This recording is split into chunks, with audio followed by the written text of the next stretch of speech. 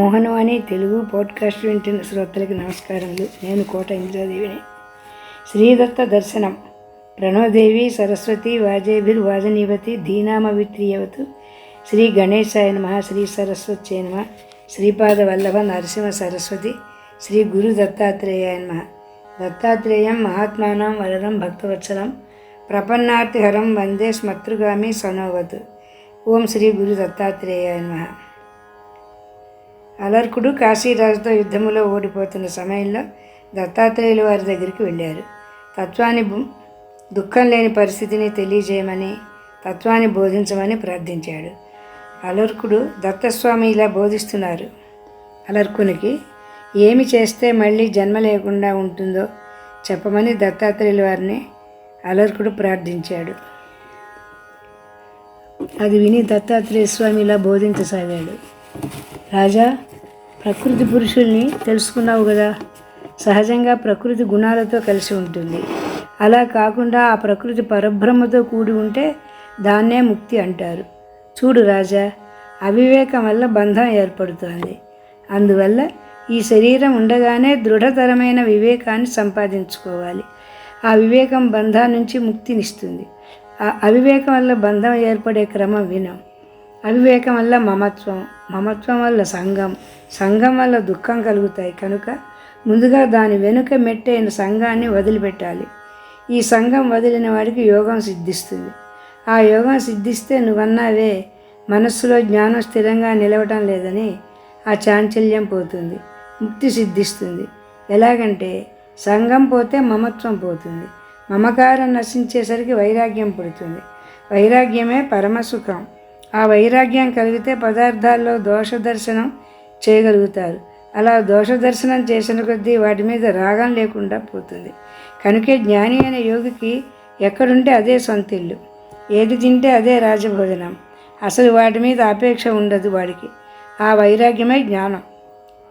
అలాంటి జ్ఞాని ప్రారబ్ధాలను అనుభవిస్తూ ఉంటాడు.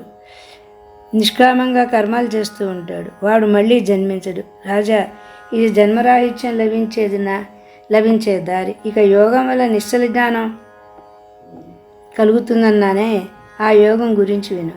మనస్సుని ఇంద్రియాల్ని జయించడమే యోగం. అదంత తేలిక పని కాదు, చాలా కష్టపడాలి. అయితే ఉన్నంతలో ఒక సులభోపాయం ఉంది. అదే ప్రాణాయామం. ప్రాణాయామ విధానాన్ని గురు సమక్షంలో జాగ్రత్తగా అభ్యాసం చేయాలి. దృఢాభ్యాసం వల్ల ప్రాణాయామంలోంచి ప్రత్యాహారంలోంచి ధారణలోంచి ధ్యానంలోంచి సమాధిలోకి పెడతాడు యోగి. ఆయా వివరాలను గురువు దగ్గరే నేర్చుకోవాలి. అలా యోగ సాధన చేస్తున్న సాధకుడికి అనేక సిద్ధులు లభిస్తూ ఉంటాయి. వాటికి మోహపడితే యోగికి భ్రష్టత వస్తుంది. కనుక యోగి బహు జాగరూకుడై ఉండాలి. నిశ్చింతగా ఉండడం అనేది యోగికి సహజ గుణం కావాలి. చీమలు, ఎలుకలు ఇలాంటి గృహస్థుల ఇళ్లలో తమ సొంత ఇళ్లలో లాగా హాయిగా నివసిస్తూ ఉంటాయి. కానీ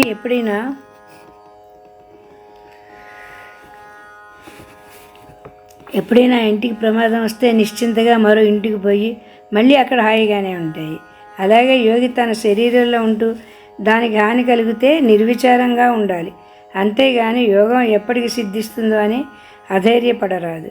దినదినాభ్యాసంలో అది క్రమంగా వృద్ధి సిద్ధిస్తుంది. చూడడం లేదా మనం? చీమలు ఎంత చిన్నవో, వాటి నోళ్ళు ఇంకెంత చిన్నవో, అయినా వాటి పుట్టలు ఎంతెంత పెద్దవో. నిరంతర ప్రయాణానికి ఫలం అలా ఉంటుంది. ఒక చెట్టు ఉందనుకో, జనం దాని పూలు ఆకులు కోసుకుంటున్నా చెట్టు పెరుగుతూనే ఉంటుంది. అలాగే యోగాభ్యాసం చేసేవాడికి ఈ శరీరం పోతే మరో జన్మలోనూ యోగవృద్ధి అవుతూనే ఉంటుంది. ప్రయత్నం మానకూడదంతే. అంత మాత్రం చేత యోగికి అశ్రద్ధ అణువంతైనా తగదు. నిరంతరం శ్రద్ధగానే ఉండాలి. పాలు పెరుగు నెత్తిని పెట్టుకొని ప్రతి నిమిషం జాగ్రత్తగాను, అదే సమయంలో చురుకుగాను కొండెక్కిపోయే గొల్లవాళ్ళను చూడు. యోగి ప్రాణాయామాన్ని ధారణని కూడా ధరించి వారిలాగే నిత్య జాగరూకుడై ముందుకు సాగాలి. అలా సాధన చేస్తే యోగి సమస్తేంద్రియాల్ని తనకు దాసులుగా చేసుకుంటాడు. వాటిని భృత్యులుగా వాడుకొని తన పరమ లక్ష్యానికి చేరుకుంటాడు. ఆ విధంగా దత్తాత్రేయ స్వామి అలర్కుడికి అనేక యోగ రహస్యాలు ఉపదేశించి కృపాదృష్టితో చూచి, ఏమి రాజా, చెప్పింది తెలిసిందా? తొలగిందా, మనస్సు కుదుటపడిందా అని మందహాసం చేశాడు. అలర్క చక్రవర్తి అద్భుతానందభరితుడై స్వామికి సాష్టాంగ వందనం చేసి స్వామిని అనేక విధాల స్తోత్రం చేశాడు. స్వామి, శత్రువులు చుట్టుముట్టడం, సేనలు నశించడం, చివరకు నాకు ప్రాణ సంకటమే రావడం, ఇవన్నీ ఎంత మహాభాగ్యాలో ఇప్పుడు తెలుస్తోంది. తమ పాదారవింద దర్శన భాగ్యం తరువాత స్వామి, నీ బోధామృతపానం ఎన్ని జన్మల పుణ్యము లేనిదే లభిస్తుందా? ధన్యుణ్ణి, అనుగ్రహీతుణ్ణి. మీ అనుగ్రహం వల్ల భయం, దుఃఖం పటాపంచలైపోయాయి. అవి మళ్ళీ వచ్చే అవకాశమే లేదు. తమ సాన్నిధ్యం వల్ల ఎంతటి నీచుడైనా మహోన్నతుడు అవటానికి ఇక సందేహం ఏమిటి? స్వామి, మీకు మన నమస్సులు. నన్ను మీ దగ్గరకు చేర్చిన సుబాహు కాశీరాజులకు కృతజ్ఞతలు.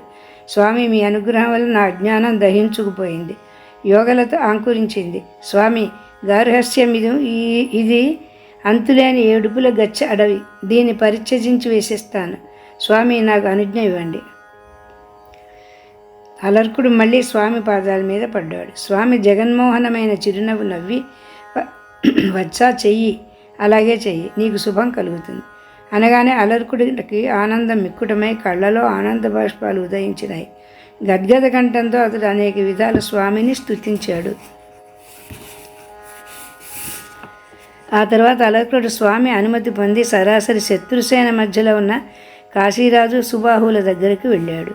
వాళ్ళు అతన్ని చూసి నివ్వెరపోయారు. అప్పటికి కాశీరాజు లొంగిపో అని కబురు చేద్దామని విచారిస్తే అలర్కరాజు ఏమయ్యాడో కనిపించలేదని వేగులు చెప్పారు. అప్పుడు ధర్మాత్ముడు కనుక రాజు లేని సమయంలో విరుచుకుపడి కోటను ధ్వంసం చేయడం ఇష్టం లేక ఆగాడు. అనుకోకుండా మబ్బులేని పిడుగులాగా అలర్కుడు తమ ముందర వాలేసరికి వాళ్ళకి ఆశ్చర్యంగా ఉంది. అలర్కుడు అన్నయ్యకు వినయంగా నమస్కరించాడు. కాశీరాజును నవ్వుతూ పలకరించి, కాశీరాజా, నా రాజ్యాన్ని నువ్వు తీసేసుకో, పాలించుకో, లేదా మా అన్నకిచ్చేయి. నీ ఇష్టం వచ్చినట్టు చేసుకో అన్నాడు. కాశీరాజుకు నమ్మబుద్ధి కాలేదు. అలర్క, క్షత్రియ ధర్మం బాగా ఎరిగినవాడివి, నువ్వు ఓడిపోవడం ఖాయమని నేను ఒప్పుకుంటాను. అంత మాత్రం చేత ప్రాణభయంతో ఇలా మాట పూర్తి కాకుండానే గలగలనేవాడు అలర్కుడు.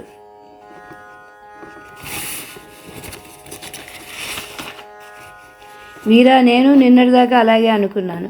ఇవాళ బుద్ధి మారింది. శ్రీ దత్తాత్రేయ సద్గురు కృపా కటాక్షం వల్ల మారింది. అవును, నువ్వు ఇక్కడ కోటను ఆక్రమించుకుని ఉండగా నేను అక్కడ దత్తస్వామిని శరణుజొచ్చాను. ఆ మహాత్ముడు నా హృదయంలో జ్ఞానదీపం వెలిగించాడు. ఆ వెలుగులో నాకిప్పుడు చరాచర సమస్త జగత్తు సచ్చిదానంద పరబ్రహ్మ స్వరూపంగానే కనిపిస్తోంది. రెండోది లేనే లేదు. నాకిప్పుడు మిత్రుడెవరు, శత్రువెవరు? ఇక మీదటి సంఘాలను త్యజించి, ఇంద్రియాలను జయించి బ్రహ్మ సామ్రాజ్యాన్ని అందుకునే మహా జైత్రయాత్రకి వెళుతున్నాను. ఆ విజయం అన్నిటికన్నా పెద్ద విజయం. మా అన్న, నువ్వు నాకు ఈ సన్నివేశం కల్పించారు. అందువల్ల మీరు నాకు ఉపకారులే కానీ శత్రువులు కారు. వీరా, యుద్ధం పట్ల అంత కోరిక ఉంటే మరో రాజును చూసుకోపో, రాజ్యం తీసేసుకో. అలర్కుడి మాటలు వింటున్న కొద్దీ కాశీరాజుకు ఇతనికి మతి చలించలేదు కదా అనిపించింది. వచ్చే వారంతో ఏమైందో తర్వాత చెప్పుకుందాం. జయ గురుదత్త, శ్రీ గురుదత్త. మోహనవా